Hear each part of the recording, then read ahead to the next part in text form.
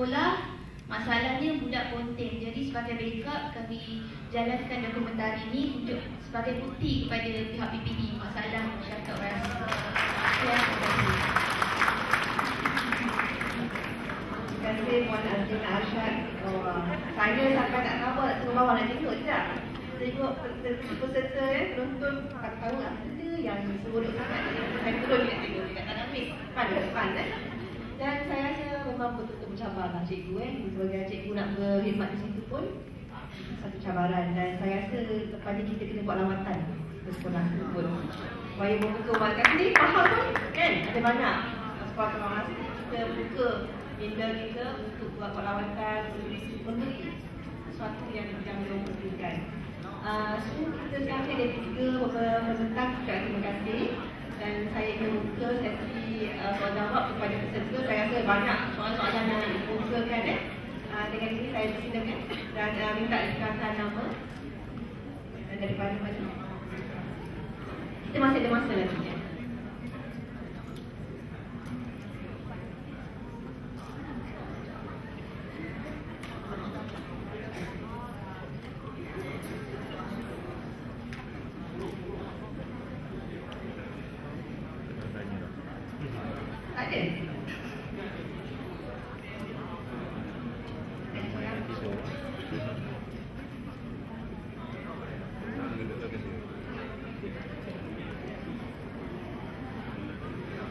Assalamualaikum, selamat petang kepada Ibu Tena dan juga rakan-rakan Ibu Penasihat Kelab Mereka Muda.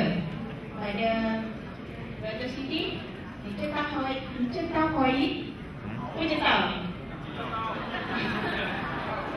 untuk idea. Pengalaman saya 13 tahun di sekolah Cina cukup memantapkan saya untuk mendidik pelajar.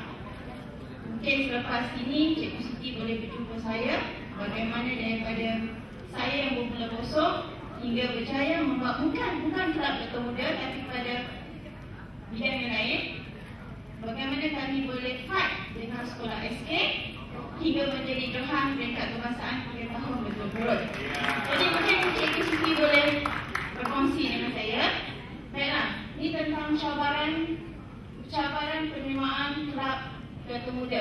Soalan ini mungkin saya melontarkan kepada ahli panel dan juga rakan-rakan di dalam mendidik ini ya.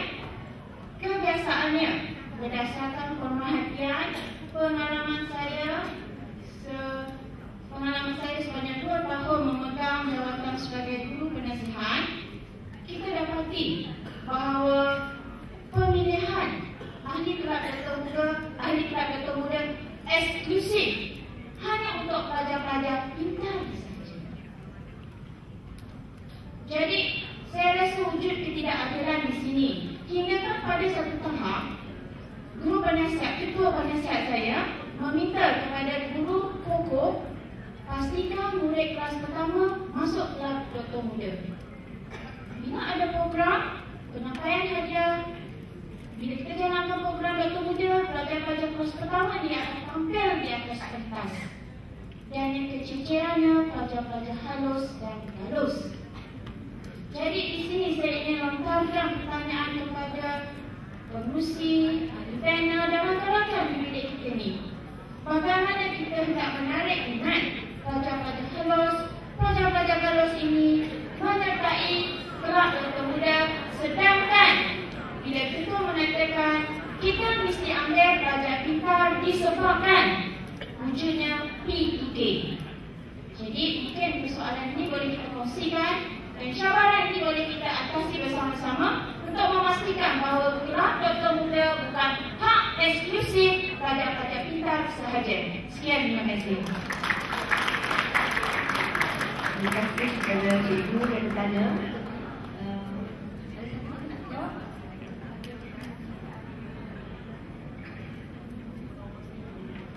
Satu soalan yang menarik.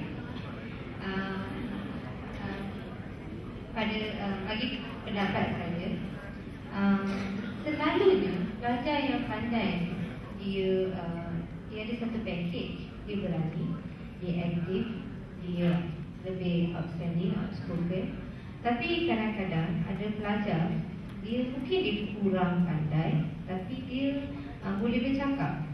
So maybe fokus doktor muda ialah pelajar yang ialah memastikan pelajar yang boleh bercakap di hadapan orang ramai dan terangkan info-info kesihatan dan sebagainya. Tapi kita kena faham, kita tak boleh nak beri information kepada orang lain kalau kita tak ada ilmu tu. So maybe apa yang kita boleh buat ialah sebagai guru kita boleh boleh memotivasikan pelajar yang bukan sahaja pelajar di kelas yang pertama tu, tapi kita juga harus memupuk minat pelajar yang berada di kelas kedua atau ketiga, sebab mungkin mereka mampu melakukan something yang walaupun mereka kurang pandai kalau nak dibandingkan dengan pelajar dari kelas yang pertama tu.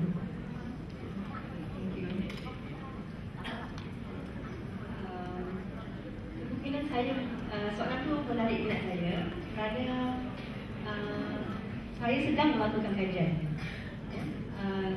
Kajian yang bertajuk doktor muda sebagai ejen promosi kesihatan dari perspektif akan sebagainya. So dia memang bertepatan dengan apa yang cikgu tadi komen. Pemilihan doktor muda yang di kalangan pelajar-pelajar pintar dan konotasinya menyebabkan persepsi bahawa seperti mampu melahirkan doktor lah bila dah dewasa. So tajuk kita Hasmozen ini adalah transformasi. Di sini kita boleh transformkan pendekatan yang dulu-dulunya yang pada kita lah sepatutnya pemilihan doktor muda ni di kalangan pelajar-pelajar pintar. Kerana kenapa? Cikgu rasa mudah macam Cikgu Rashid kata tadi, budak-budak pintar dia ada package dia. Kita kena tengok juga matlamat kita nak melakukan doktor muda ialah sebagai ejen promosi kesihatan kan, menyampaikan mesej kesihatan. Bila kita menggunakan pendekatan makan sebaya, adakah kanak-kanak yang lain menganggap doktor muda itu rakan sebaya mereka? Jadi kita kena fikirkan itu. Dan dalam satu kajian ada mengatakan bahawa pemilihan dia buat macam voting system, di mana kanak-kanak tersebut memilih, dia adakan pilihan raya di dekat sekolah untuk memilih siapakah pemimpin mereka. Itu salah satu dari kajian yang mengatakan kita boleh menambah baik satu pendekatan ini lah. Jadi kalau kanak-kanak tersebut memilih sendiri siapakah pemimpin mereka, siapakah doktor muda yang dia nak jadikan sebagai role model dia akan lebih mengikut doktor muda tersebut.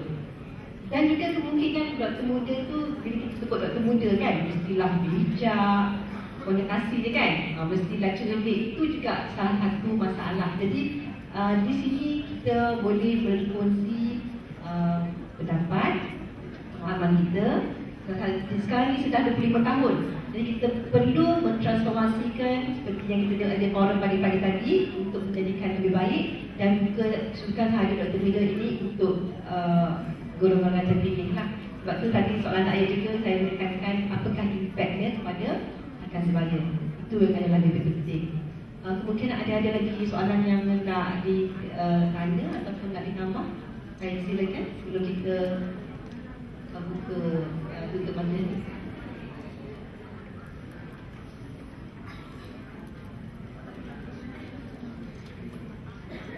Bismillahirrahmanirrahim. Assalamualaikum warahmatullahi wabarakatuh. Saya Puan Asmiza Abdul Hassan dari Johor. Sebenarnya bukan saya yang nak tapi saya ingin kongsi tentang apa yang dipersoalkan oleh cikgu tadi tentang pemilihan doktor muda di kalangan murid-murid. Pada mulanya saya dapati pemilihan memang kita kena ikut dari sistem murid yang pandai, murid yang cerdik, murid yang begitulah eksklusif. Pendidikan doktor muda ini digelarkan adalah kelab E. Kalau di sekolah saya tu memang digelarkan kelab E. Okey, apa yang saya lihatlah apa yang saya lihat ketika saya mengikut cara yang sebegitu, kesannya adalah timbul satu diskriminasi di kalangan murid yang lain. Murid yang lain. Jadi saya nak mengelakkan perkara sebegitu berterusan. Setelah hampir 4 tahun saya pegang Kelab Muda ini. Jadi tahun ini saya membuat ataupun saya buka penyertaan Kelab Muda kepada murid-murid yang berminat. Sebab murid sekiranya dia berminat, dia ada rasa kemampuan untuk buat sesuatu, jadi dia akan buat dengan sepenuh jiwa. Sehubungan dengan itu, sebagai langkah saya yang pertama, saya telah membuat pemerhatian daripada murid tersebut. Tahun 3 lagi saya dah buat pemerhatian, dibantu oleh kawan-kawan saya, guru pengarah yang lain. Pemerhatian murid yang bagaimana boleh masuk ke muda. Bila buat pemilihan sebegitu, dan tentu kawan saya tidak akan pilih murid yang kelas pertama, kelas kedua. Jadi saya rasa macam tak adil. Sebab saya dah nampak, walaupun murid itu cerdik, pandai, tapi dia tak berani untuk expose diri dia ke hadapan. Maknanya dia walaupun seperti kami buat program ini menek setiap kali penghimpunan dia dapat, kita minta disampaikan info kesihatan, dia jadi seorang yang pasif, tak boleh. Jadi saya rasa macam dari latih kan, kita dah latih, kita dah ada part masing-masing. Okay, kita latih dia untuk tajuk ni. Depan kita dia boleh buat, depan guru dia. Tapi dia bila tak berhadapan dengan kawan dia yang ramai macam tu kan, dia rasa macam kita kecil kan. Depan kita dia besar, depan kawan dia kecil, walaupun dia pandai. Jadi saya berpendapat bahawa Doktor Muda tak semestinya dipilih di kalangan murid yang cerdik saja, tapi murid yang berminat, ada kemampuan untuk diri dia maju. Sebab dia minat, kita ajarnya, dia akan cuba dan berjaya. Setakat ini saya telah mengambil ahli Kelab Doktor Muda. Saya sebagai langkah yang pertama, saya ambil kelas yang ketiga. Ada juga sebagian daripada kelas yang kelima. Kalau kita daripada kelas di sekolah saya ada 6 kelas. Tapi memang saya nampak begitulah. Jadi itulah yang saya kongsikan dengan cikgu. Walaupun kadang-kadang kita bertikah dengan sesama cikgu ni, sebab kita nak, saya nampak perkara begitu berlaku. Jadi cikgu jangan terlalu terikat dengan pemilihan ahli Kelab Doktor Muda. Kita pantau, kita kaji murid tersebut. Kita akan murid kita kaji, insyaAllah boleh kita jalankan aktiviti dengan jaya. Sekian, terima kasih. Terima kasih cikgu, amat berkenan sekali. Kemungkinan lepas ni pihak kementerian dan pelajaran dan juga dengan disertai oleh cikgu-cikgu memberi idea dan kita duduk bersama untuk melihat kembali ciri-ciri pemilihan Doktor Muda ni. Saya rasa memang amat penting sangat, kerana kita tak nak manfaat dia hanya untuk ahli Doktor Muda, tapi kita nak rakan-rakan dia dapat manfaat sebagai mungkin.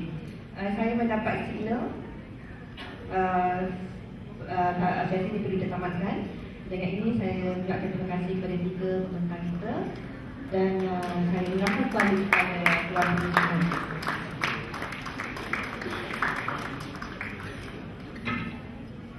Terima kasih kepada saya atas sesi tempat calon penerimaan Kelab Muda.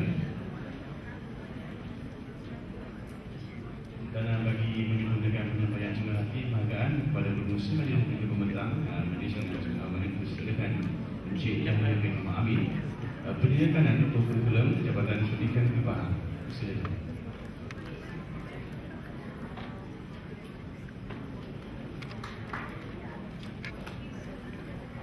Silakan pembentang pertama, Puan Siti Asdin binti Idris, Guru Penasihat Kelab Doktor Muda, Sekolah Rendah Tinggi Tempatan Cina, Yi Jiao, Bukit Pelanduk, Negeri Sembilan.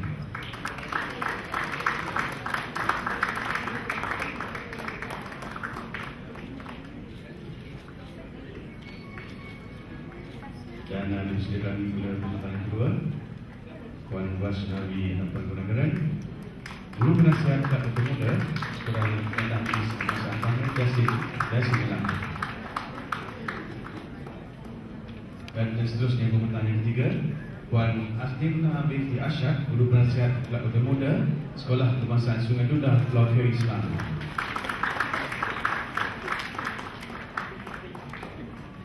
Dan seterusnya dipersilakan Puan Pengurusi Majlis Puan Suraya binti Syed Muhammad, Ketua Pembangunan Kanan Institut Pendidikan Negara Kesihatan. Dan terima kasih kepada Encik Yahya di atas penyampaian dengan segala hati dan tak dibanggaan. Dan terima kasih kepada semua ahli-ahli pementang dan juga Puan Pengurusi Majlis tadi dalam sesi keempat. Dan untuk tuan-tuan dan puan, kita akan teruskan dengan sesi kelima.